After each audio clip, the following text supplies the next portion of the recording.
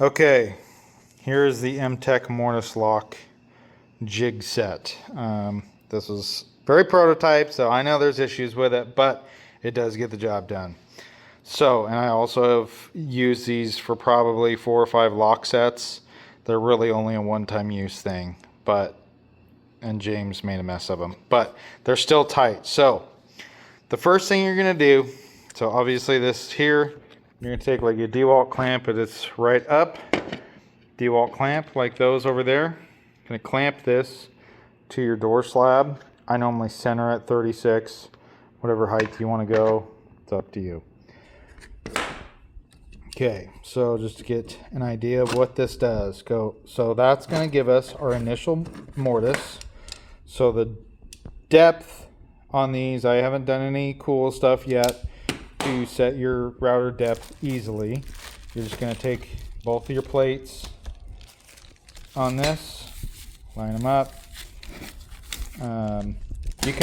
That's kind of why this is removable, so you can take these two sides off, set this on your router base, make sure it's deep enough, and you're good to go. So that's how you set that. Okay, I'm going to clamp this onto the door. Light but steady pressure. This thing did get marred up on its last use by not me, but it should still be pretty dang tight. So what that's going to do is cut the original route for this and also give our reference points. So then to get the mortise out, then comes the jig guides. These are printed opposite. So if you can kind of think of something, if I get straight over just like that, right? You got to move these bushings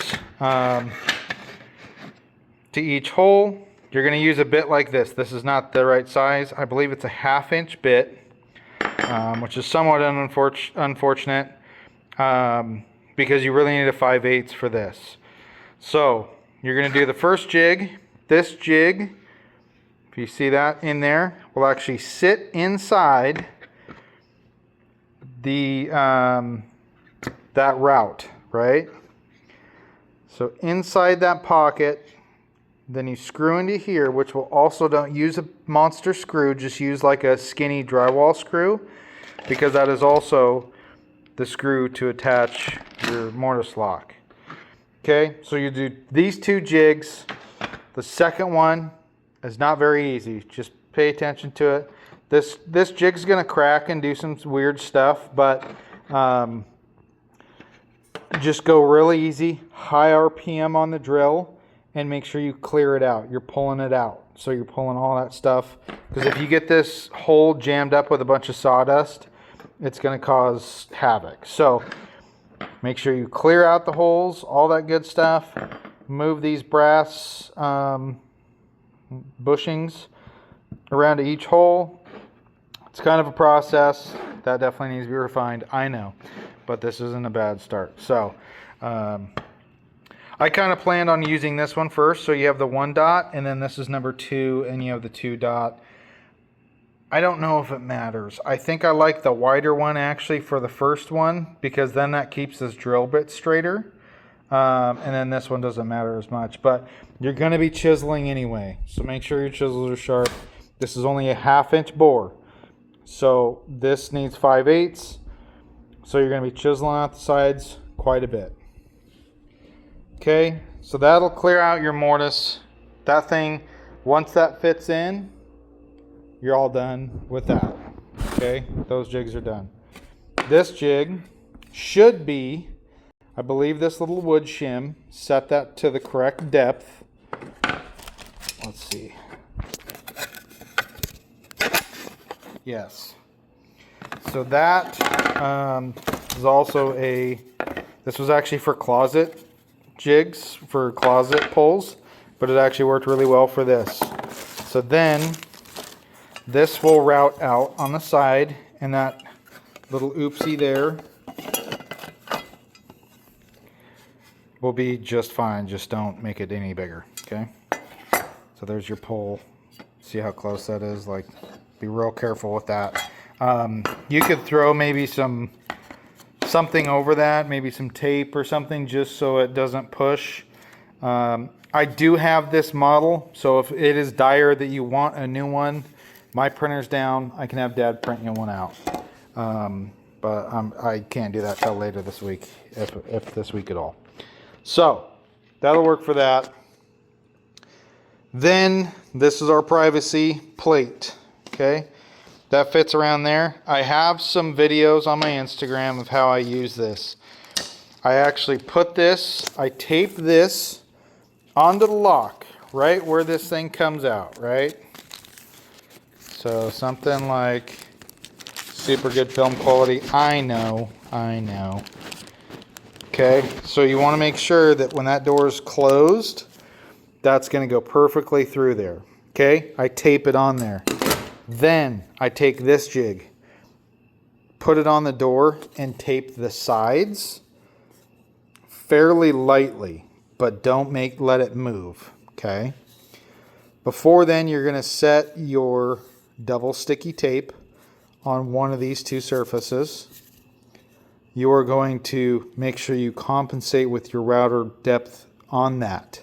So it'll be this plate plus whatever tape you're using. I would recommend either alien tape or 3M. You're going to tape that on the door slab.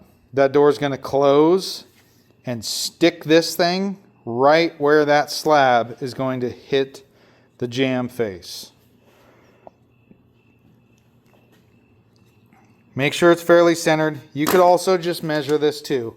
I like doing this way just in case whoever framed it, you know, if I didn't put the jamb in, I don't know how well centered it is. I've never had good luck with that. I've had tremendous success just letting this close. And then normally, you know, kind of take your tape, make sure it's roughly in the center. It's not going to look all fucked up. Make sure it's not cocked or whatever. Okay, push that double stick in, route it out, cut this out with a 5/8 Forstner bit. And that's it. You should be able to install all the pieces, that plate, and it should function 100%. Yeah, just make sure, don't shove this thing in, like, make sure you chisel and give this thing some breathing room, or else all the locking mechanisms will be kind of squished in here a little bit, and it'll kind of make it hard to operate. So yeah, that's all. That's it. It's kind of a hard process. This is a prototype. This is literally, I don't even know how old this set is, man. This was probably my first jig I ever made like this. So my new ones are a little bit better. I just have not remade it for this. But anyway, these are at Lowe's. I don't know if I mentioned this. This is a spider bit. They come in a pack. You want to get the 1/2 inch. I think I might have tried a 5. There's a pack that comes with a 5/8. So you can do your initial drill with a 1/2 inch to get most of it dogged out. Then you can take that 5/8 bit and kind of run it along in there instead of chiseling all that out. You can kind of do it there. It's a messy process, but it's the best I can do with what I've got.